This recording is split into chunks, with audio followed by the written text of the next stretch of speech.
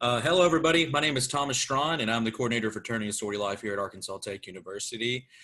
Thank you so much for taking the time to sit here with us and learn a little bit of information about fraternity and sorority life, as well as we're going to give you the opportunity to ask any questions that you may have. Just to go over a little bit of brief information about our community beforehand, we're made up of around 550 to 600 members total. That includes fraternity men and sorority women. We have 9 fraternities here on our campus and 5 sororities. The differences in the fraternities and the sororities, the numbers really have to do with the size of the organizations, but they're about the same size as far as population.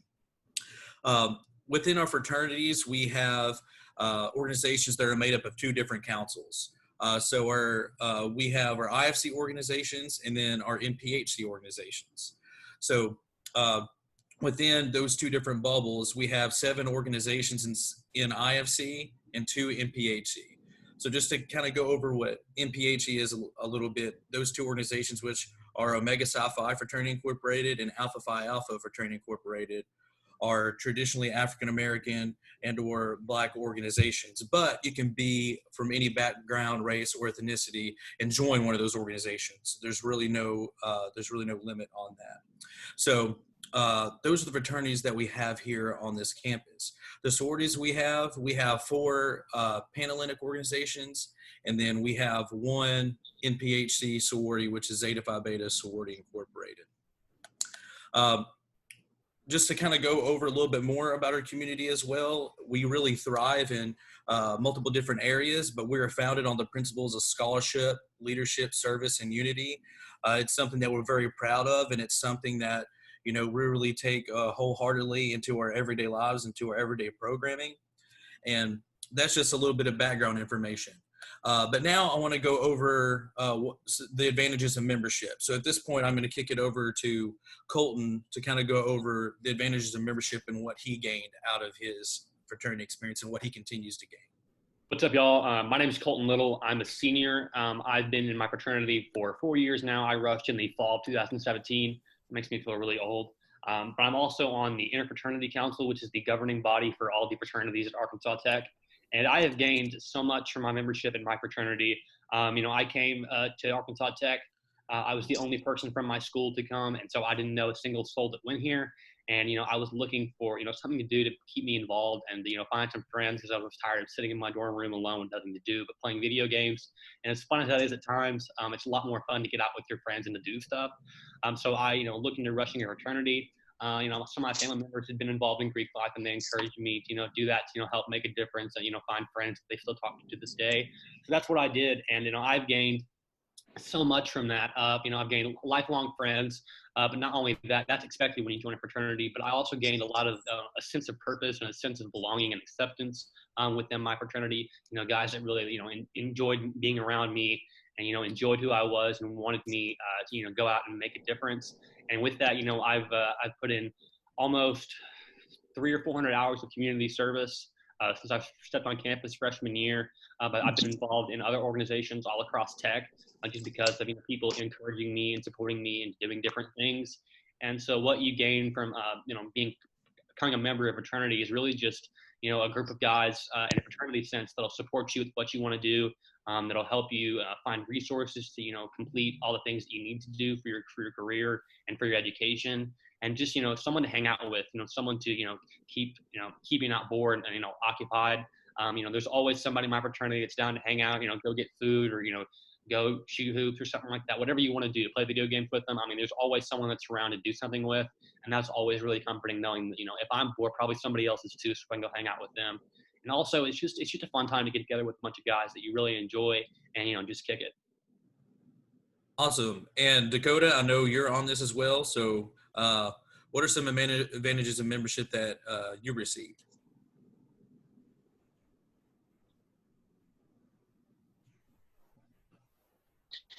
I don't know if you're talking to me. I can't hear you, Thomas. Yeah. Oh, you can't hear me? Yeah, I just asked what are some advantages of membership that you received? Yeah, like Colton said. All right. Like Colton said, I'm also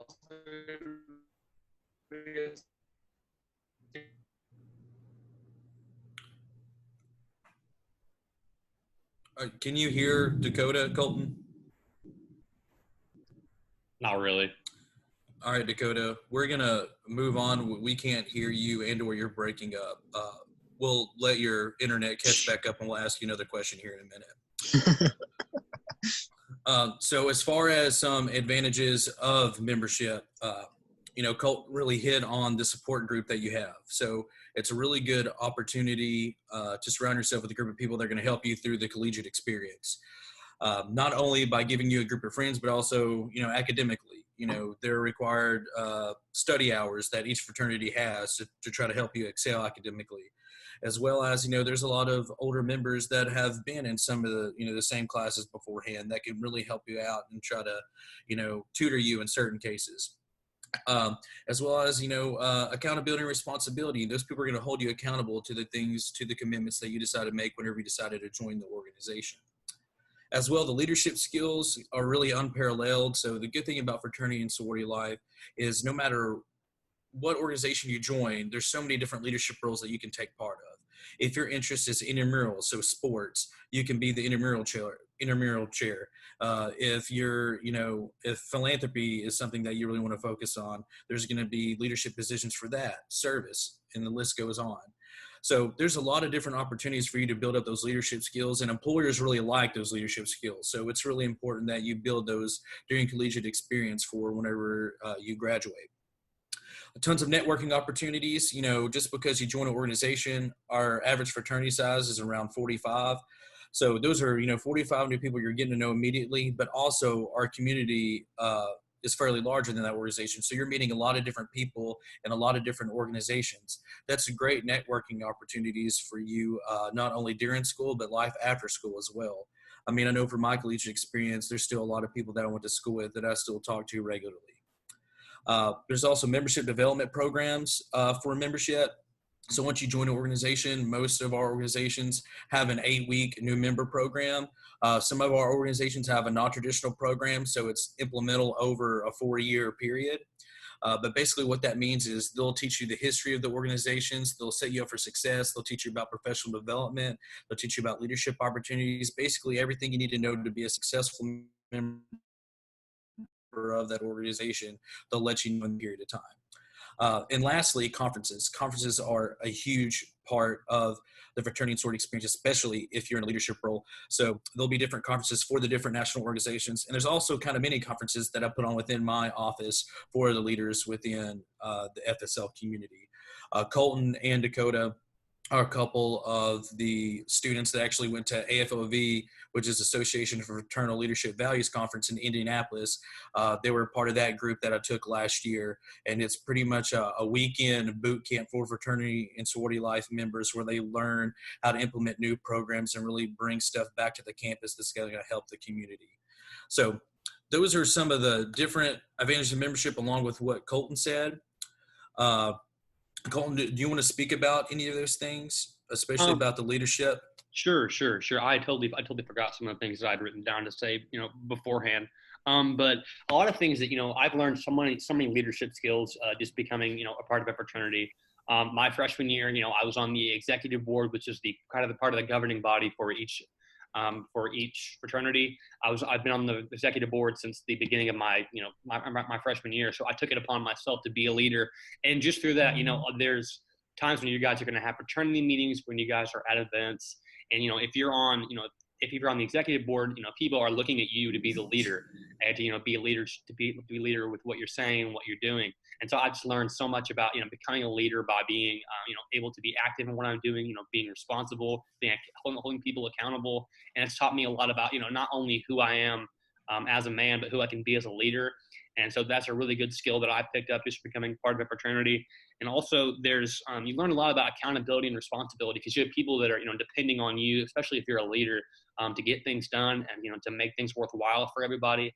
And you learn so much about, making sure that you're following all your time commitments and that you're, making sure that you have the proper grades and that you're paying the money that you're owed to the fraternity. And so you learn a lot about, things that you would need to know, when you're older and you have a steady job and you have, bills you have to pay and you have people that are depending on you, such as like a family or, anybody else maybe depending on you. And so a lot of those things, I feel like I'm more prepared for now than I would have been if I wasn't in a fraternity. Thanks, Colton. So to go along with that, some facts about our community as far as data goes. Our GPA is higher than the all-campus average as a community. Uh, Obviously, I don't have the stats from this past spring, but last year the men's and women's GPA was higher amongst students who were affiliated. 40% of our community was on the dean's list, which means they had a 3.5 or higher. 15% had a 4.0. And we make up about 10% of the undergraduate population on the ATU main campus, Russellville campus. So we kind of talked about some opportunities as far as service, philanthropy, but we also put on social events, which are, some people call them socials and or mixers that fraternities and or sororities put on. And those are kind of the social gatherings of those different members during different times of the year. Some people might refer them to parties, but they are regulated through IFC, through the different councils, and also through my office. With the retreats and leadership development opportunities, a lot of the different organizations do leadership retreats to really help build those leadership skills before you start a leadership position. And so that's something that's really great. And basically through all these different things, there's events all year. So there's not a boring moment whenever you join one of these organizations, because you'll have chapter meetings, you'll have philanthropy events, service events, you might have a social that week, you might have a leadership retreat. No matter what, there's a lot of different opportunities for you to get involved and you to stay busy. You're coming from, high school where you're going to, school 40 hours a week, and now you're only going to class probably 15 to 17 hours a week. So filling your time with things that are productive is going to be super important, as well as your studies. And so that's another good thing about our community is grades are a very high priority for us. And so we try to make that relevant whenever they schedule study halls and or study hours for different members within the community. Some of the commitments. And so another big question I typically get are what are the commitments of being in fraternity and sorority life?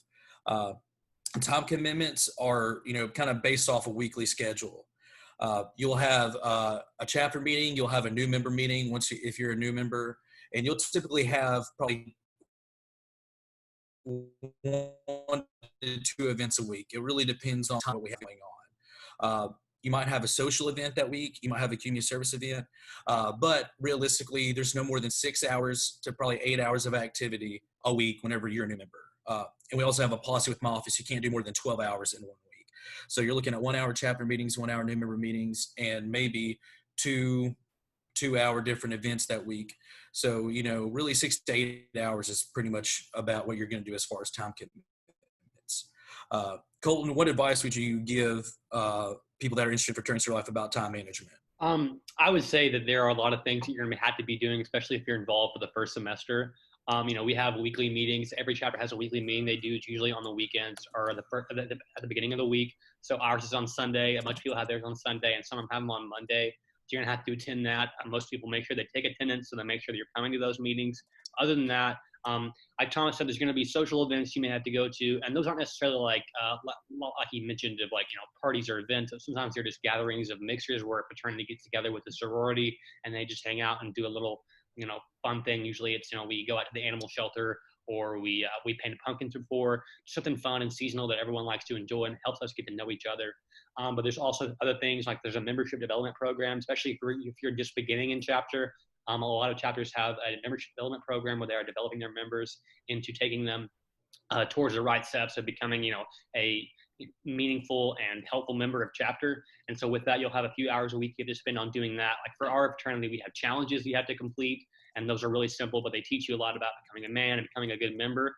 So you'll have some time to do that. There's also community service that you might have to do, which is really important. So there's the hours that we have for community service. I think a couple times a month, me and my fraternity, we go out and we clean up one of the streets right in front of campus. So we count that for our community service hours, and that takes a few hours. But also one of the big things is study hours. So we require most of our new members to have a certain amount of study hours. And if your grades aren't up to par, which we hope them to be, you also have to have study hours that are, trying to boost your GPA and that are, in line with how your grades look at that time. So if you have bad grades like D's for us, that's 4 hours for the class you have a D, and if you have a C, it's 3, and anything lower than that, you have more hours. But there's things like, meetings and study hours and basically community service. Time management is really important because, the number one reason that you're here isn't to join a fraternity. The one reason you're here is to get an education. And when you're a freshman and you just join a fraternity, a lot of people tend to forget that. They just want to hang out with their friends and do all the crazy stuff that comes with that. But getting an education is really important to everyone in Greek life at Tech. That's why our GPA is higher than the campus men's average, and the sororities is so much higher than the campus women's average, and it has been for so many years, because, academics is a very important part of what we do. It's what we preach in all of our philosophies. Every fraternity and every sorority across campus is going to have the same thing. They're going to tell you that education is more important than anything else you're going to do here. So just making sure that you have that done is also really important. And so, once you get all that done, you can schedule out things that you need to do. So, I always make sure that I get all my schoolwork and my homework done before I, go out and have any social time with my friends, or have to do planning for anything else that I have to do, or, developing programs and stuff like that. So what you kind of have to do is get a planner. That's what I do. I have a planner that I write down all my things in and make sure I have it color coded. So I know this is for SIGEP, or this is for my fraternity, this is for everything else that I do. And this is for, my work, this is for class and whatnot. And so once you have everything, see that you have to do, you can get that done in the order of succession that you need. Because if you don't have it in some sort of plan, you'll find yourself extremely stressed out and you really won't know what to do, and you'll get behind on things and you'll procrastinate. And it's very important that you have things, planned out. Because if you manage your time wisely, you're still going to find time for you to do whatever you want to do with whoever you want to do it with. Awesome. Thanks, Colton. Another commitment that a lot of students ask me about is the financial commitment. Really, it's, what dues are, like how much do you have to pay per semester. So for our new members, it's typically anywhere from $450 to $766. And so that's for fraternities and sororities. The fraternities are going to be on the lower of that end. We even have some that are, even lower than that, but that's typically the average. So that money that you pay, it's going to be higher your first semester because you have to pay dues to the national organization that covers things such as insurance and things like that within the organization itself. And once you become, an initiated member, typically it's a little bit cheaper. It can be anywhere from $300 to $400, and that's a semester. So this money that you're paying isn't just going up in the air. The money you're paying goes to the programs that organization puts on. So you pay a certain amount of money, and once the semester starts, whether you're putting on philanthropy, service, social events, or you're having brotherhood events, or you are going, for a brotherhood event to go bowling or play golf or whatever, that money that you put in there goes into the activities that y'all do. There's also other fees that can be attached along to that. So T-shirts. Everybody has their Greek letter T-shirts that they love. Those T-shirts typically cost extra money. Those aren't typically included with your dues. So I always recommend everybody to make sure that you're being very conscientious about how many T-shirts you get, because most of them are about $15 a piece. And if you're not careful, if you get 10, like I did, pretty much, my first year, that's like 150, 160 extra bucks that I wasn't planning on spending. Merchandise, and then also some of our organizations put on formals, so they're like very dress up kind of prom-ish type events, and so a lot of the times some of our organizations will pay a little extra out of pocket to that for those formal gatherings, but a lot of our organizations already include that in their dues process, but it's just some of our organizations. As well as some other commitments that you also have to think about whenever, joining an organization. We kind of already talked about time, financial, but a big commitment is how much time you're going to also spend studying versus versus being active in the organization. And I know I keep on hitting on that, but just an example for me is when I first got to college, I spent most of my time being super involved in a lot of different things, especially my first semester, and I didn't take the time to really study. I get to midterms, my grades were not that great. And, I had the conversation with my parents. They're like, if, you don't get your grades if you're coming home. And I was like, I'm not doing that. And at that point, I had to kind of rely on my brothers, and they really helped me out, helped me set up a planner, helped me schedule time that I needed to study, like really helped me out. And by the end of the semester, I ended up making the dean's list. And so, those commitments, that time commitment, that time management is so important on so many different levels. And for a lot of the students, that are coming here from high school, maybe some of y'all didn't have to study that much during high school. And so whenever, you bring that into a college setting, they say for every credit hour, you need to be studying 3. And so making sure that you're taking the time to adequately plan things out is going to be super important for your success. Um, Colton, what other things do you have to say about, the financial piece of the fraternity life spectrum? So yeah, definitely when you're a freshman in college and you get in, you see that it costs $400 to join and $300 for a new member fee. And it can be very intimidating, and you're not really sure that if you number one have $700 to spend, or if you want to spend that much money on something that you're not really sure about. But it's like Thomas said, every dollar that you spend, your fraternities and that you would be joining are working to make sure that the money that you deposit into their bank accounts for their fraternity, you're getting out of it through the events that we have and through brotherhoods and through mixers. And so I always tell my guys, every dime you put in, I'm making sure that you get at least $1 out of it. So that everything that you're doing, the money is being spent the proper and correct way, so that you are seeing where it goes, and that that it's for a good cause, and that it's not just your money's not being wasted, and there's reason behind it. Also, like Thomas said, there are a lot of optional fees that you might encounter, like T-shirts for your group or for other groups that you might want to support. Like Thomas said, you can go overboard with that and buy everybody's T-shirt the first semester, and then you realize that you spent $300 on T-shirts that you're probably not going to wear in 5 or 6 years anyway. So definitely be wary of that. And there are a lot of other things you might want to spend your money on, like if your fraternity goes to a formal, you're definitely gonna have to pay for maybe a hotel room that you'll be in, or any other thing that you might be doing that weekend. So there are some financial responsibilities that you have to have. And with that, I think that for the most part, everyone's dues that I know of, if you have a part-time job on campus, I think those pay at minimum wage, which is $9.75. And with that, if you work 20 hours a week for about 2 weeks, you can pay for your dues for every single fraternity on campus. And with that, it's also really important that if you do have a job, you budget that money towards spending it, or you budget that money towards doing this. you budget that money towards spending it on your fraternity. But there are people do run into problems where they can't really pay, and that's why a lot of our groups have scholarships that help you pay for your dues. So that's also really important. So if you don't think that you'll be able to pay, you should talk to the fraternity that you're interested in about what kind of scholarship plans they might have towards helping you pay for them, or helping them pay for you. Absolutely. And, I think Colton really brought up a definitely good point about, the part-time job piece. A lot of our students have part-time jobs and are also involved, but they just have really good time management skills. We also have other students that, they'll work all summer and literally they'll pay for a year's worth of dues with their first paycheck. And so it really just depends on what works best for you and your scheduling.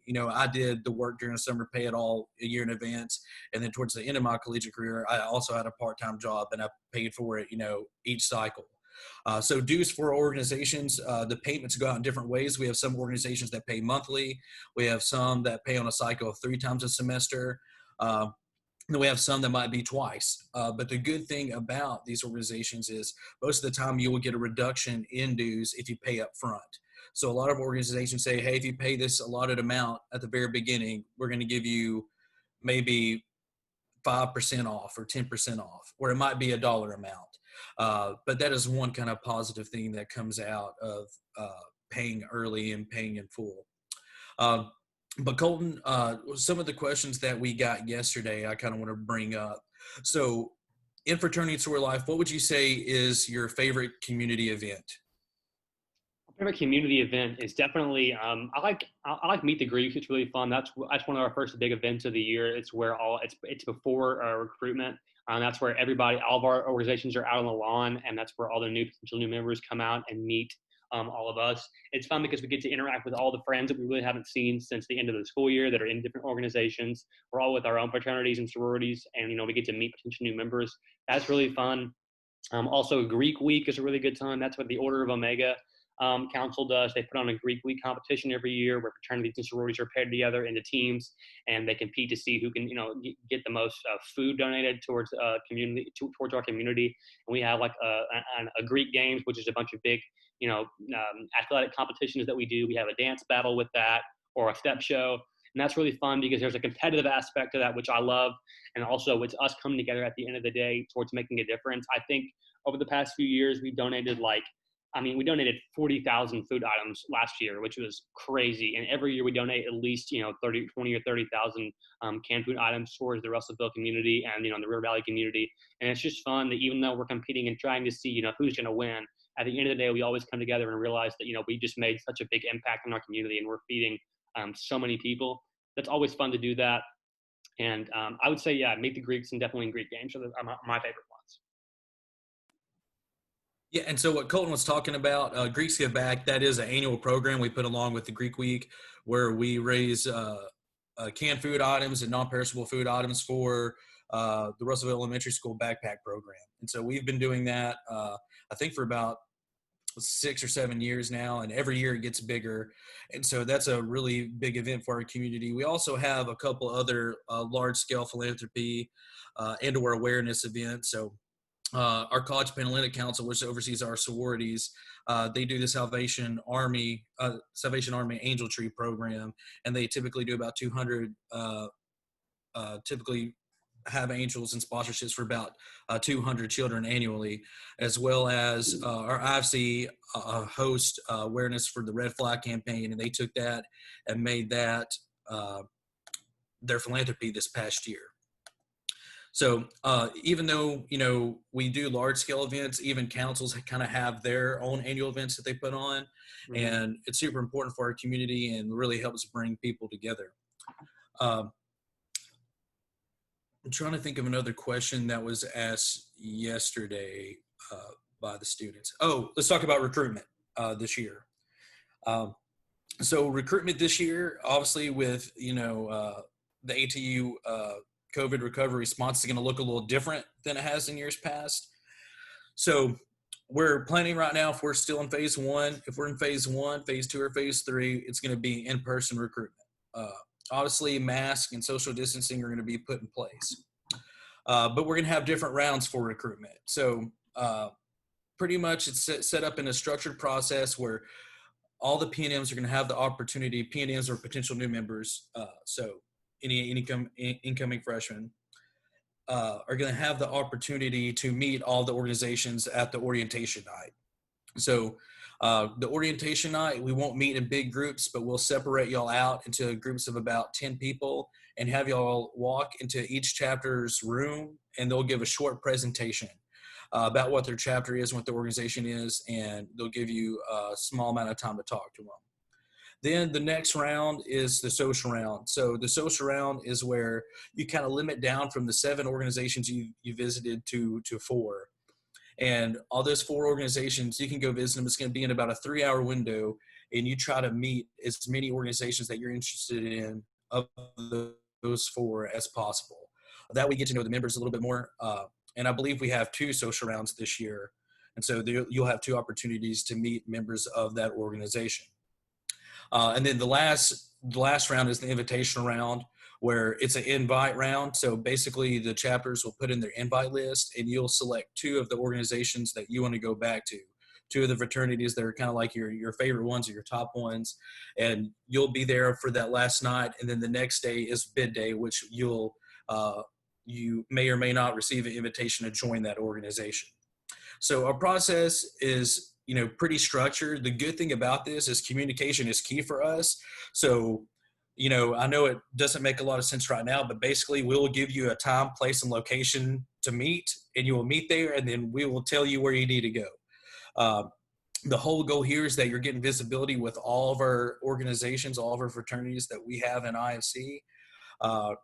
And in that way, you're really finding out the place that fits you best, and you're meeting all the guys in different organizations that's going to, fit you best.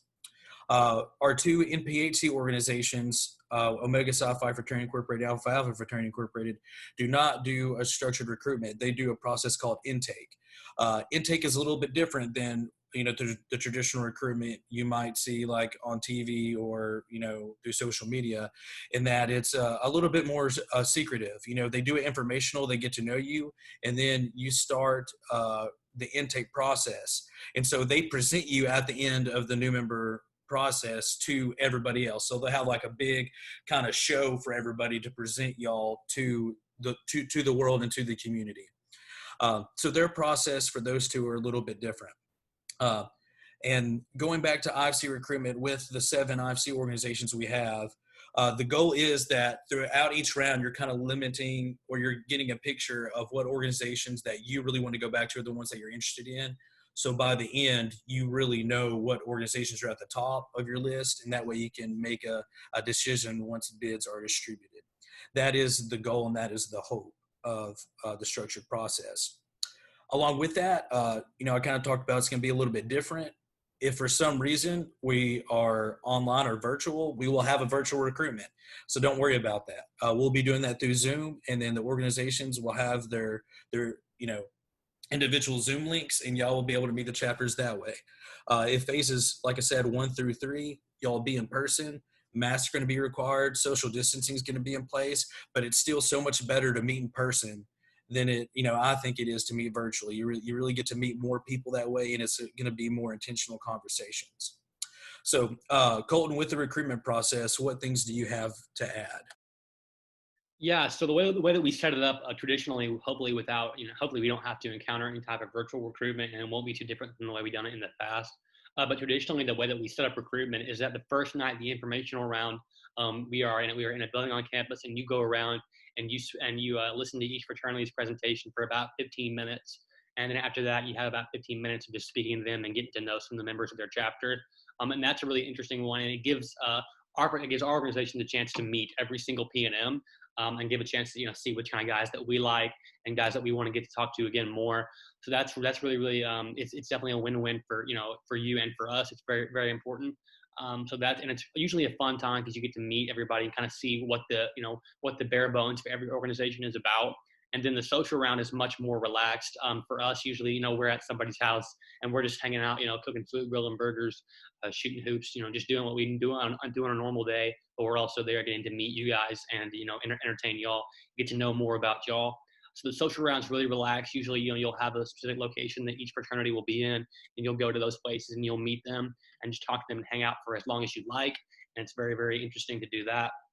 And then the final round, which is I forget what it's called now, social informational and the invitational. The invitational round is where the organizations are inviting you back personally, and at that point you will have narrowed down your choices to two groups, and so from then we invite you, and you can't show up unless you have an invitation from our group. And from there, it's usually much more professional. We're all dressed up in our suits, and we give y'all one more presentation and talk to y'all as seriously as we can, and in hopes of you joining our organization, because we didn't invite you, we want you to be a part of our organization. And that night, it's really interesting. It usually is the eye opener or the game changer for a lot of guys. They have two groups that they're deciding between, and they go to both, and one of them makes more of an impact than the other. But throughout this whole thing, when you go through recruitment, my advice to y'all would be to keep an open mind. You might be with your friends throughout the whole thing. You might be hanging out with them guys that that are rushing too. With that is I would literally take their opinion into consideration, maybe 2%, and the rest of it has to be on your own. Because you don't want to rush whatever your friend rushes and you realize that you don't like those guys at all. You'd rather be in a different one, because that makes the whole process more complicated. So, go with your gut and stick with your conscience, and, be your own person individually. You'll figure out, a lot more about yourself and who you want to be on your own than you will with somebody else. And through with that, it's really fun and it's really interesting time. Definitely keep an open mind, be willing to learn and educate yourself on, what the different types of, organizations that we have, and what different types of philanthropies they have, the different types of people they have in their organizations, and just what they do. If you're looking for if you want to look for people that are more focused on education, you'll find that. People that are more focused on social and having fun, you'll find that too. And people that are trying to be balanced and do everything all together, you'll find that as well. So just keep an open mind and be willing to learn new things and try different things, and always be yourself. Never try and be anybody else, and don't try and fit in. Just be who you are, and if you figure it and if you are who you are, we'll respect that and like you a lot more because of that. Absolutely. Great pieces of advice. So also with our recruitment, just because you decide to sign up for recruitment or go through recruitment doesn't mean you have to join. I'm aware that fraternity life and sorority life is not for everybody. So if you just want to go through the process and check it out, you still can.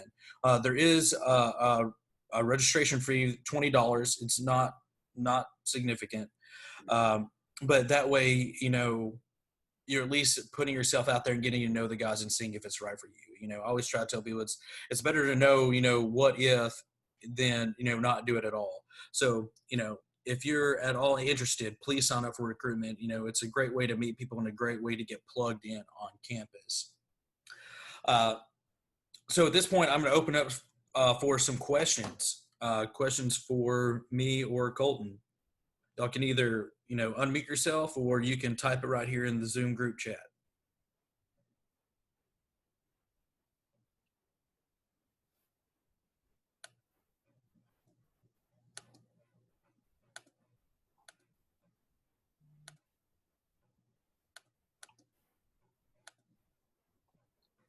I'm sure you guys have questions.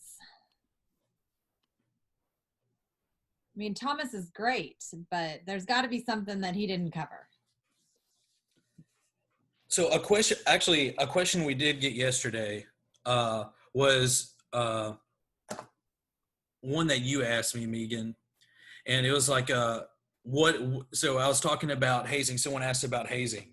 And so just to kind of clarify, hazing is, anything that an organization does to belittle their new members.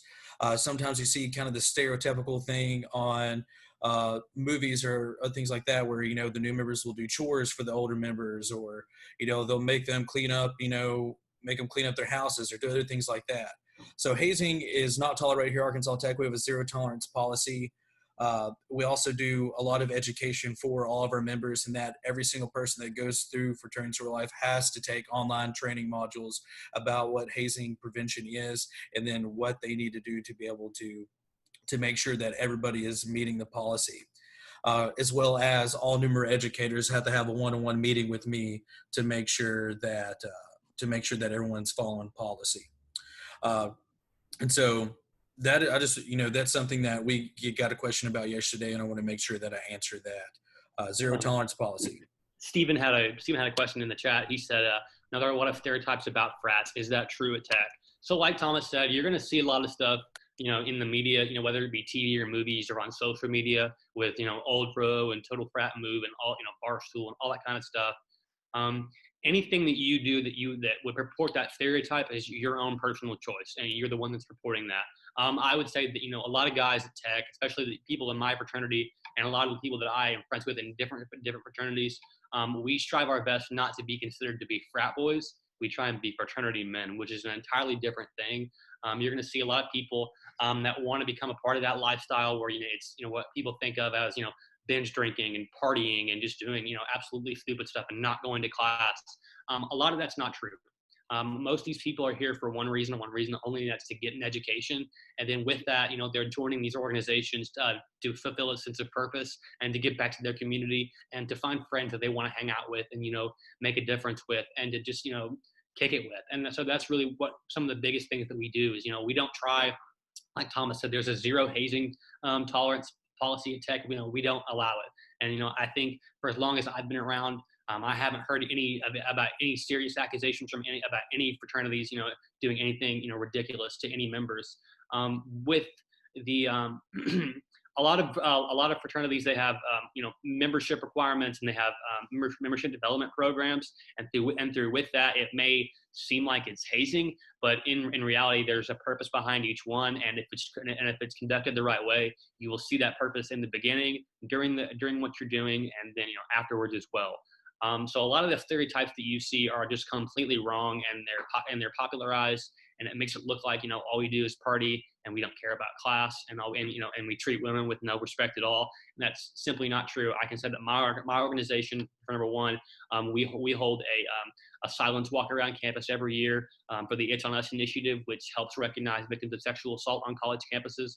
So we take stuff like that seriously, and then that's a very serious topic in the fraternity world because we have the stereotype of us being disrespectful, degrading, and rude to women. And nobody in my fraternity takes that at all. We don't listen to that, and we certainly don't report that stereotype. As well as, there's a lot of organizations that have great philanthropies that are helping give back to people in need, and to certain groups of people that definitely need it. And I think that you'll find that most of the groups here at Tech, the organizations at Tech, are really focused on maintaining good grades, giving back to their community through that philanthropy and community service, and having a good time, in that order, responsibly. Our staff at Tech, Thomas and the rest of the guys and the rest of the people in the Greek Life office, they do a great job of making sure that we don't look like a bunch of idiots, and that we're doing the right thing every single day that we can, and they do a really good job of it. So. Well, that was too kind, Colton. I think that's the first compliment I've ever gotten. But anyway, and Colton kind of talked about, the social aspect. The fraternities and sororities do have social events, which are, what y'all deem as parties. They are regulated by the organization, and they also, are regulated somewhat through my office as far as they have to go through registration process, and they have risk management teams that work the event to make sure that everyone's going to be safe, and then that everybody is going to be responsible at those events. So basically we have protocols for just about everything that we do as fraternity and sorority life members. We still have some time left. What other questions do you guys have? Feel free to unmute yourself and just ask the questions, or if you want to put it in the chat box like Stephen did, you're more than welcome to do that.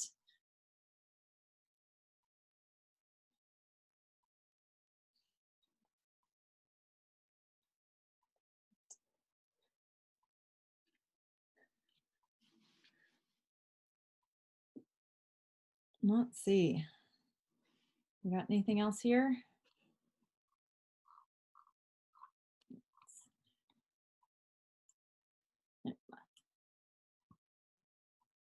And Thomas, I know there was a question yesterday about if they decide not to go through recruitment this first semester, is it possible for them to do it at another time, or is this their only chance? No, so they can go through. The good thing about IFC organizations, it's a little bit different for the sorority sometimes, is that if you go through the recruitment process and decide not to join, you can join anytime after that. So they do have a structured kind of, what I'd say, primary recruitment in the fall, but after that recruitment's over, you can decide to join at any time after that. That's really the good thing kind of about our fraternity organizations is it's not just limited to one primary recruitment. You can kind of do it throughout the entire year. Yeah, so we have every fraternity on campus, they have something called a snap bid, which is people that can be given bids afterwards, after the formal recruitment is over in the fall. And also all fraternities in the spring have a spring recruitment, which is much less formal. It's more laid back. It's you really just meeting the guys for a few weeks. They'll have events, but it won't be quite so formal. We'll get together as a fraternity, and we'll invite some people out, people that we know are interested in joining our fraternity, and we'll have what is like half informational, and we'll just be basically just kicking and hanging out, getting to know you guys for a few days. And that'll be 1 week in the spring whenever we decide. All the different organizations have theirs at different times for the most part. So it's a lot less structured in the spring. And for some people that's better because that's less intimidating that way. And we found a lot of good people in the spring as much as we have in the fall, people that have definitely made a difference in our fraternity. And I'm sure that every organization can definitely say the same. So I see right here, LJ asked, are there opportunities a fraternity would offer this or we would not? Not really. I mean, they are very similar in the opportunities that they offer. I just think their values for, not just fraternities and sororities, but for the individual organizations are focused in different areas. So the values of the organization are different, and that can be, based off history or something that they're passionate about locally. So that determines a lot of the programs that they do, especially for, philanthropy and service events. But realistically, the opportunities they offer are still the same. All of them have, the study halls, indoor study hours. All of them have philanthropy and service events. All of them give back to the community. All of them have social events of different natures. So, they're pretty similar. I would say the same. Traditionally, the only real difference is that sororities are mostly comprised of women and fraternities are mostly comprised of men. And I guess the only other real difference is that sororities tend to have a higher GPA because they're women and they're mostly smarter than us. Or they try harder, at least. Awesome. These are some great questions. We do have a couple more minutes. If anybody else has any additional questions that they would like to ask, either just unmute yourself and feel free to ask, or you can put it in the chat box. Either way.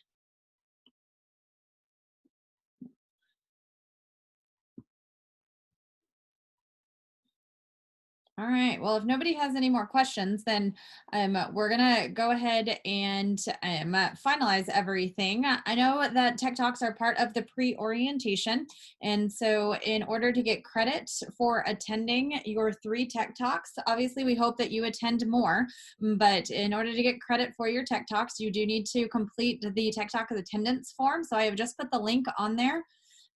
This is done through our link program. The link is what it's called. And the software works best, or the program works best, if you use it through Chrome. So if you're trying to do Firefox or Internet Explorer, a lot of times those don't work properly. So if you click on that link or copy it and paste it into Chrome, you'll be able to access everything a lot better, and you're not going to have any trouble submitting the form or anything like that if you do it through Chrome. And so please make sure that you fill out that form. And then I'm going to go ahead and put a few email addresses in here. fsl@atu.edu is the email address for our Fraternity and Sorority Life office. So if you have any general questions about Fraternity and Sorority Life, feel free to jump on there.